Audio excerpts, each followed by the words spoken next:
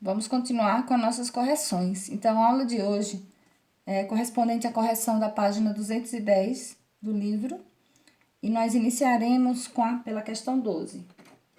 Então, a questão 12 diz: calcule a medida de cada ângulo indicado na figura, sabendo que I, então está marcadinho aqui, é o incentro do triângulo ABC. Então, as informações dadas para essa questão foi medida do ângulo ABC. Então, aqui, ó, ABC.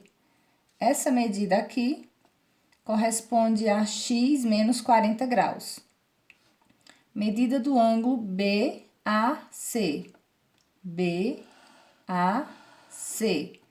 Essa medida corresponde a x graus.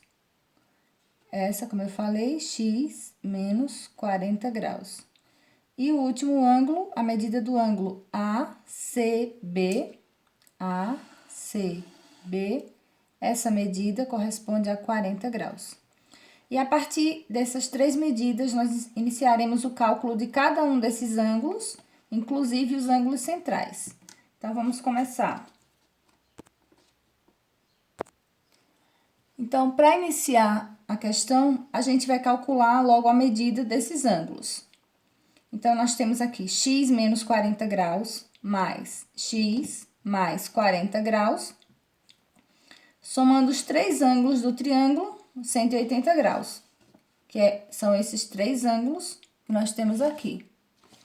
Então, aqui, 1x mais 1x, 2x, mais 40 com menos 40 dá zero, então não precisa. Repete igual, repete o 180. X é igual a 180 e o 2 que está multiplicando passa para cá dividindo. X é igual a 180 dividido por 2, 90 graus. Então, x mede 90 graus.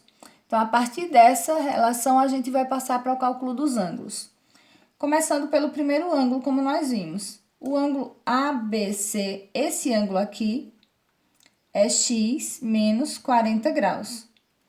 Então, se x é 90 graus, 90 menos 40 graus igual a 50 graus. Essa medida corresponde a 50 graus.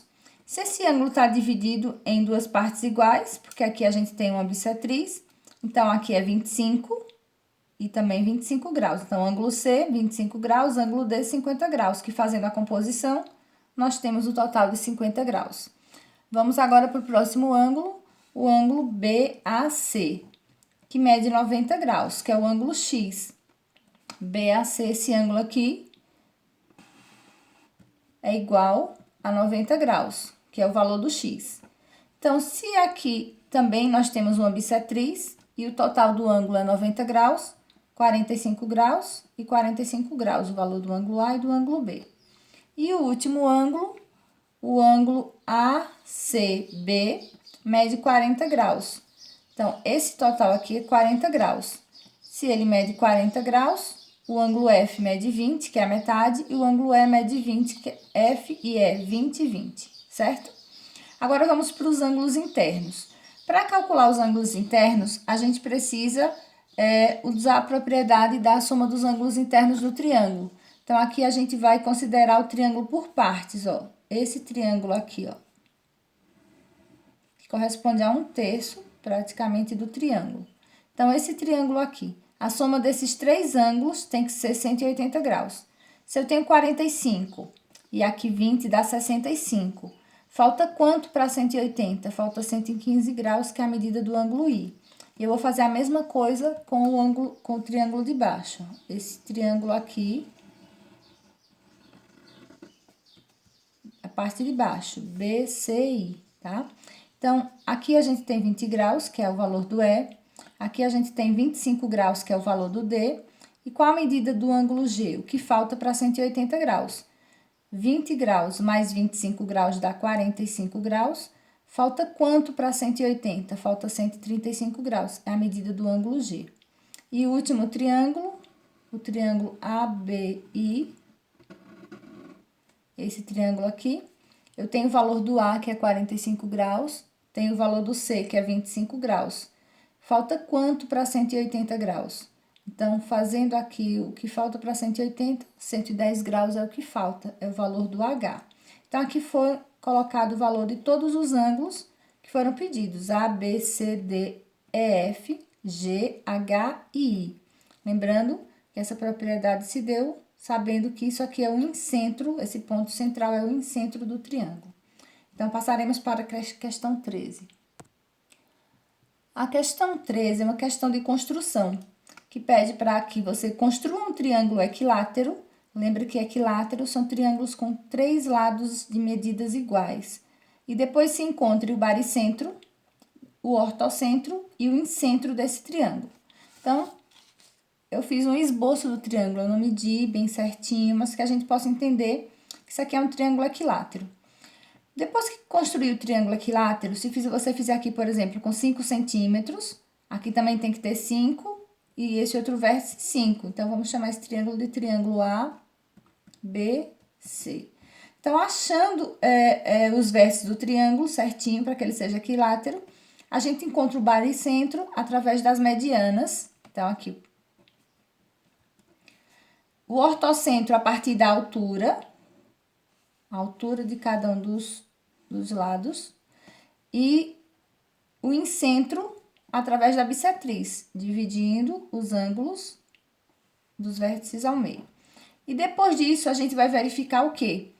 Que tanto baricentro, quanto ortocentro, quanto incentro do triângulo que é equilátero,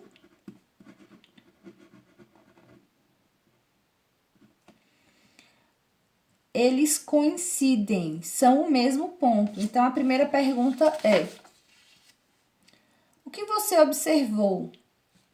E converse com o colega e verifique se você chegar à mesma conclusão. Então, a letra A, o que nós podemos verificar é que os 3 pontos coincidem. Então, o baricentro, o ortocentro e o incentro no triângulo equilátero é o mesmo ponto. E aqui, para conversar com o colega, né, não tem como a gente fazer isso. Mas essa é a conclusão da letra A. Passaremos agora para a questão 14.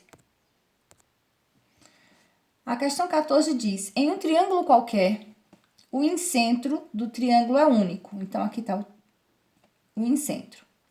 Por isso, é possível traçar apenas uma circunferência inscrita no triângulo. E aqui está o triângulo inscrito,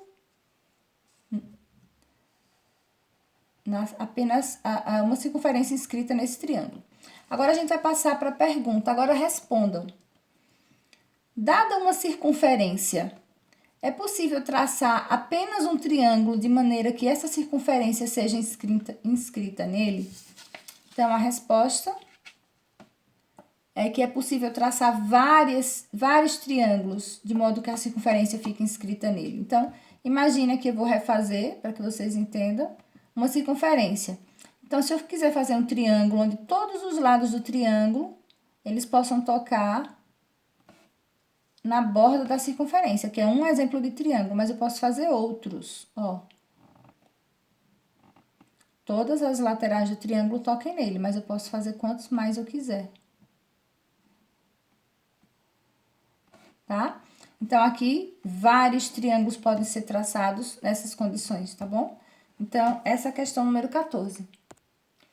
Então, a partir da questão, com a questão 14, a gente finaliza a correção da página 210.